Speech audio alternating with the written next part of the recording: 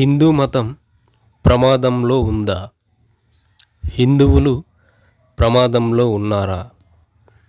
హిందూ మతం ప్రమాదంలో పడడానికి గల కారణాలేమిటి? ఆ ప్రమాదం నుండి బయటపడడానికి గల మార్గాలేవి? ఈ దేశంలో ఉన్న ముస్లింలను, క్రిస్టియన్లను బయటకు పంపేస్తే హిందువులు, హిందూ మతం ప్రమాదం నుండి బయటపడుతుందా?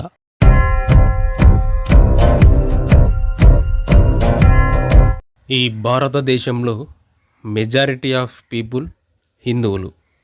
ఈ దేశాన్ని పరిపాలిస్తున్నటువంటి ప్రధానమంత్రి గారు హిందూ మతానికి చెందినవాడు. అలాగే మన 2 తెలుగు రాష్ట్రాల ముఖ్యమంత్రులు హిందువులే.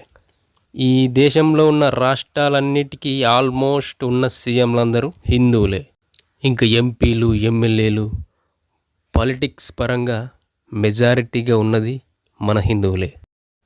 సో బ్రిటిష్ వాళ్ళు, వేరే దేశం వాళ్ళు, వేరే మతం వాళ్ళు వచ్చి ఇక్కడ 200 సంవత్సరాలు మనల్ని పరిపాలించినప్పుడు హిందూ మతం, హిందువులు ప్రమాదంలో ఉన్నారు అంటే ఒక అర్థం. ముస్లిమ్స్ పాలించినప్పుడు హిందూ మతం ప్రమాదంలో ఉంది అంటే ఒక అర్థం ఉంది. పాకిస్తాన్లో ఉన్న హిందువులు ప్రమాదంలో ఉన్నారు అంటే ఒక అర్థం ఉంది. అన్ని వందల సంవత్సరాలు ఈ దేశాన్ని వేరే మతస్థులు ఆక్రమించినా కూడా ఏమాత్రం చెక్కు చెదరని హిందూ మతం ఇప్పుడు కంప్లీట్గా హిందువుల పాలనలో ఉన్నప్పుడు ఎందుకు ప్రమాదంలో పడింది?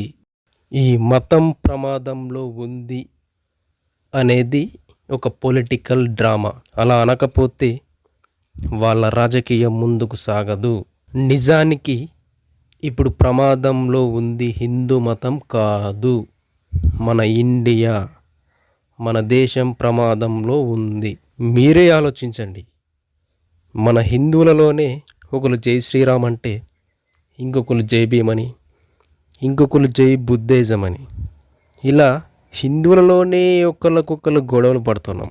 ఇంకా ముస్లిమ్స్ అని, క్రిస్టియన్స్ అని, గొర్రెలని, సెక్యులరిజం అని ఏదో ఒక రకంగా సోషల్ మీడియాలో మతపరమైన గొడవలు రచ్చ జరుగుతూనే ఉంది.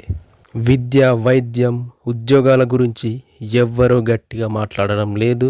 అసలు మాట్లాడడమే మానేశారు. మన దేశం ఇలా తయారవడానికి మెయిన్ రీజన్ వచ్చేసి పాలిటిక్స్.